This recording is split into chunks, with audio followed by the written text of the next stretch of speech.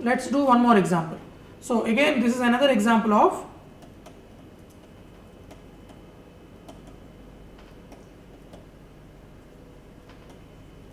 G acting on itself. This is also an extremely important example of a group acting on itself. So what is this? So this is called conjugation, action by conjugation. So given G in G and S in G, define G star S. I'm going to use star here to be very clear about the action. This is star refers to the action, not the product inside the group. Earlier I could be slightly vague because action is already the product inside the group. Here I define it to be G star S is GS G inverse. So GS G inverse is called conjugation of S by G. Okay, so this is called the conjugation of S by G. This is conjugate of S by G. So I should not write conjugation, it's called conjugate. And the process of doing this is called conjugation. So is this an operation? Is this an action? Let's check this. Is this an action? So you have E dot or E star S. What is E star S? It is by definition, so the action is defined to be this. E S E inverse, which is E S E, which is S. So that's okay. What about G1 G2 star S? By definition this is same as G1 G2 times S times G1 G2 inverse, right? This is the action. But this is same as G1 G2 S G2 inverse G1 inverse, right? Because that is inverse in a group. Product of G1 G2 inverse is G2 inverse times G1 inverse. This is G1 G2 S G2 inverse by associativity of group operation, and this is G1 G2 star S G1 inverse, right? Because G2 star S is by definition G2S G2 inverse, but this is same as G1 star G2 star S, because G1 star something is G1 times that thing times G1 inverse, right? This is the operation. So G1 star, this middle thing, G1 times the middle thing times G1 inverse is G1 star that middle thing, right? So this says that G1 G2 star S is G1 star G2S. So star is an operation, is an action. Again, what I am doing is not a formality, okay? It is, there is some content in this. Star is an action, the identity is okay, that is very clear, but the associativity required a small proof, right? So this is called, this action of G on itself is called the conjugation action.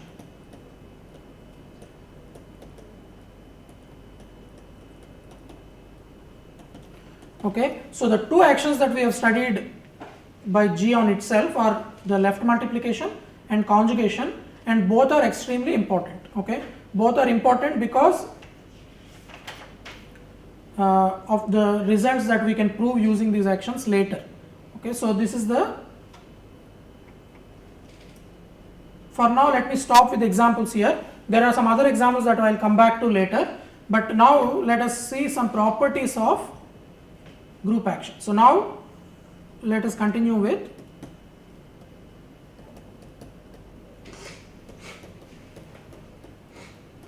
our study of, as I said, this is actually an easy notion, group actions. Initially, if you are saying it for the first time, it is somewhat strange, so it will take some time to get used to. That is the only difficulty. The unfamiliarity is the difficulty. So please understand the examples very carefully. So I have given 5 examples. First one being how rotations operate on the vertices of equilateral triangle. Then our familiar symmetric group acting on the indices, invertible matrices acting on column vectors, and finally the 4th and 5th examples were a group acting on itself first by left multiplication and then by conjugation. So these are the important examples, and if you understand all the examples carefully, it also illustrates the point I made earlier, that group action is supposed to be abstract. It is not in some specific context. In any context where you have a group and a set S and a function from G cross S to S satisfying some conditions, we have a group action. So now there are some obvious, some important things that we can attach to group actions, and they are the following. So let G, so the general situation is, let G be a group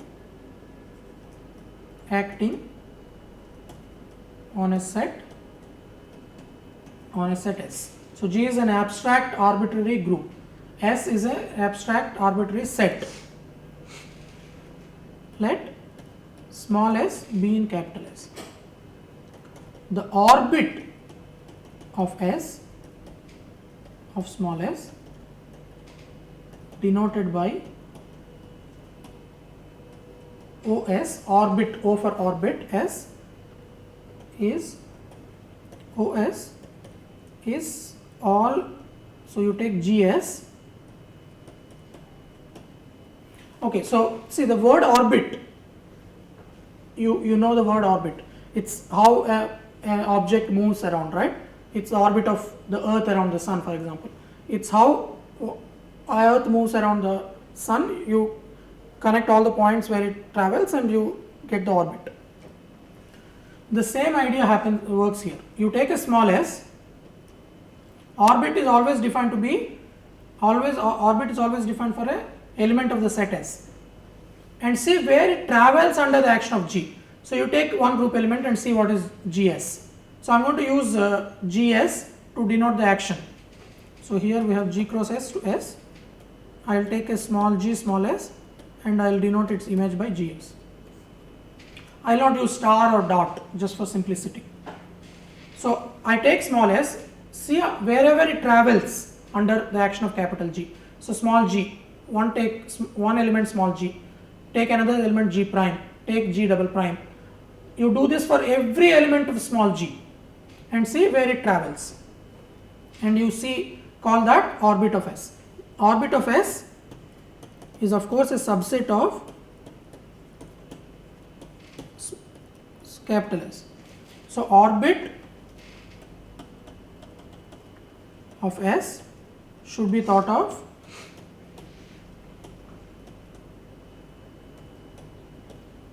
as the set where small s travels under the action of G.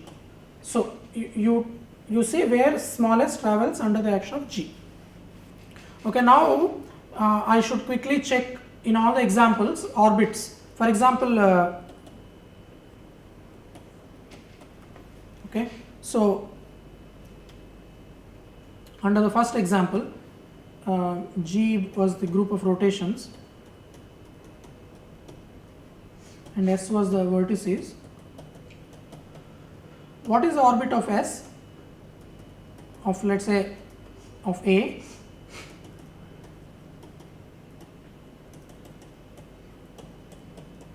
Now if you go back and see the orbit action, A will always be in the orbit because identity A will be A, and R1A was B, R2A was C.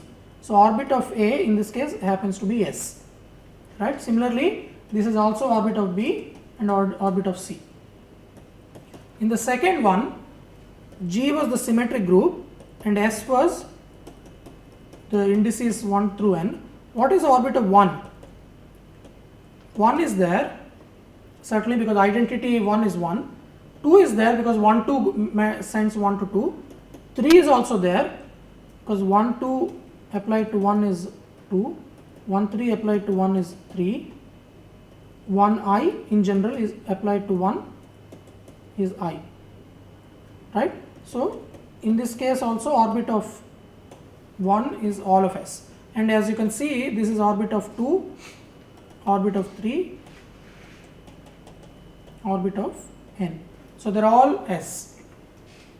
In the third example we have G is GLN_R and S is Rn. If you take the 0 vector, okay, in the previous two examples you might think that orbit is always equal to the all of set, but that's not necessarily the case. So what is the orbit of?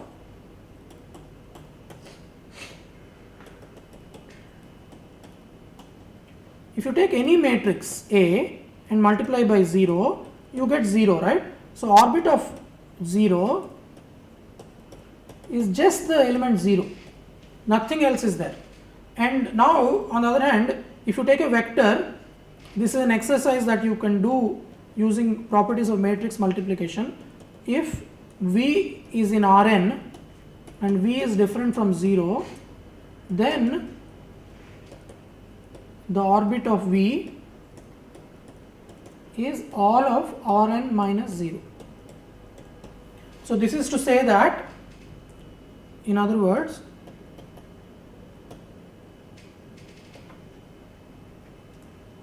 given any non-zero vectors V bar and W in so I don't need a bar here, so W in Rn, there exists an invertible n by n matrix A such that A dot V is W. So what I am saying is that let's take this as a fact, okay. This fact can be independently proved. That's not part of the what I am now talking about, so I don't want to spend time on this. But what does this fact mean for the orbit of a vector V is what I am interested in. Suppose this statement is true. Given any two non-zero vectors V and W, there exists an invertible matrix A such that A dot V is W. Then this implies that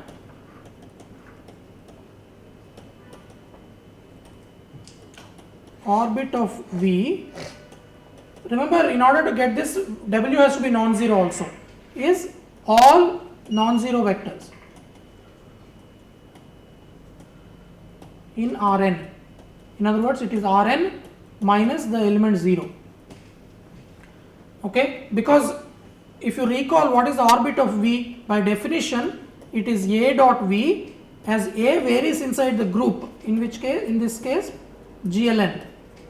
So you take A dot V as A varies, but because of the fact you give me any W in Rn minus 0, there is an A such that AV is equal to W. So every W will be in the orbit. So in this case there are two orbits. 0 vector is an orbit by itself and all non-zero vectors are orbits by itself, one orbit together. So now G acts on G by left multiplication.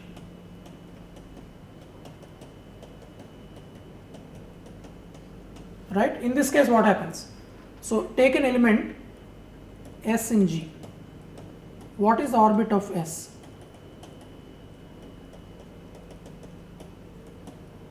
Let's calculate this.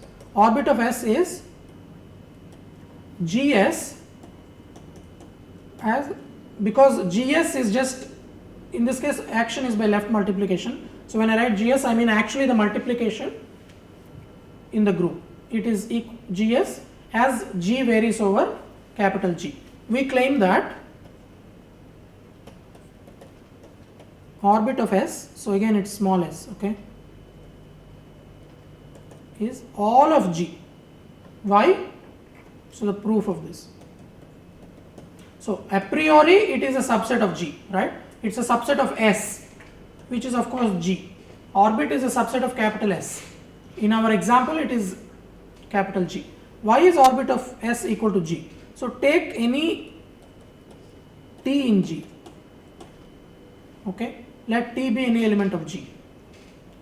Can we find a group element G such that GS is T? See, again let me remind you, orbit is the subset of capital S through which small s travels under the action of G. So S is fixed. Whenever we talk about orbit, the small s, which is an element of capital S, is fixed, and you are applying all group elements to it, and what you get is the orbit. So now in order to prove that OS equal to G, take any element of capital G and you want to, and which I am calling small t, we want to find a group element such that GS equal to T. Of course we can find such an element. What is G? G is simply T S inverse, right? If you take that, because here G is playing two avatars here, remember, G is the group as well as the set. If you do TS inverse times S, what do you get? This is TS inverse S, which is T. So every element, so this means that every T is in the orbit. So OS is G. So again the orbit is all of G. And finally let's look at the last example. G acts on itself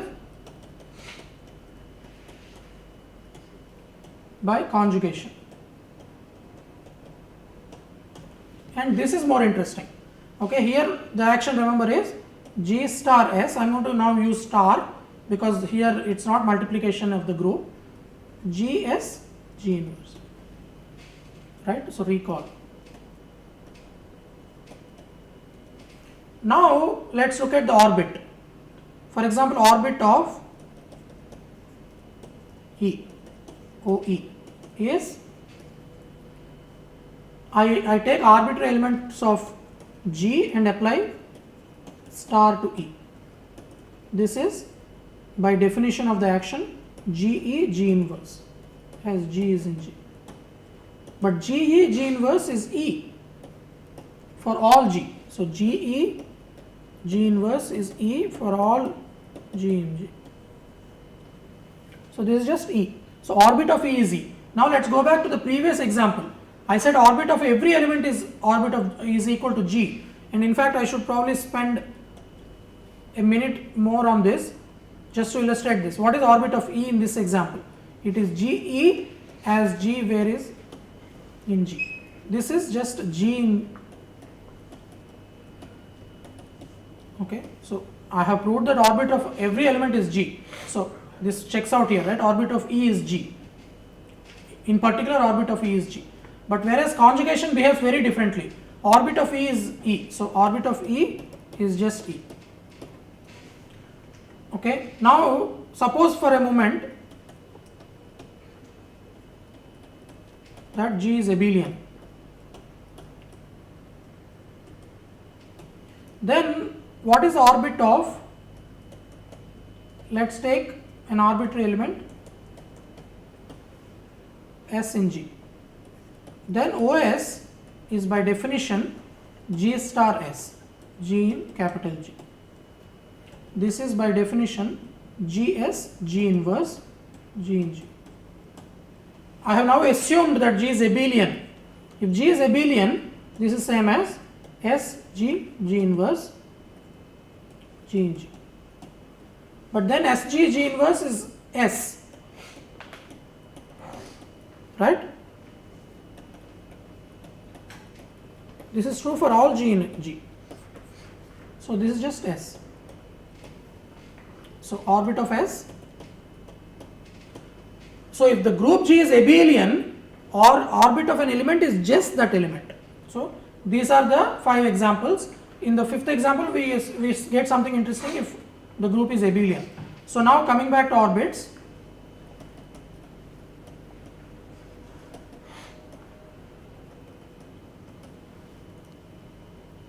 hopefully it is clear by these examples. If G is a group, an arbitrary group acting on a set S, if you take a small s in capital S, small s always contains S, right? Sir, how much time it will take, sir? 2 minutes. Okay. Small s always contains S, right? So orbits are never empty.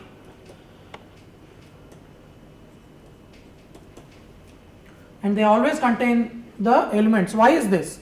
Because remember, OS is GS as G varies. So in particular, can take G in G to be E. So ES, which is S, belongs to OS always. Okay, so orbits contain small s, but they could be just a small s or they could be all of S. So in this example of an abelian group and action by conjugation, the orbit of an element is just that element, nothing else. Whereas in the action by left multiplication, orbit is all of the group, all of the set. In the action of GLNR on Rn, orbit of the 0 vector is just the 0 vector, but orbit of any other non-zero vector is the set of all non-zero vectors. And in these two actions, the action of rotations on the 3 vertices or action of Sn on the indices 1 to n, orbits are the entire sets. So orbits are at least going to contain small s, orbit of small s contains at least small s, and it can vary in size depending on the action. So we have seen examples of different kinds of orbits.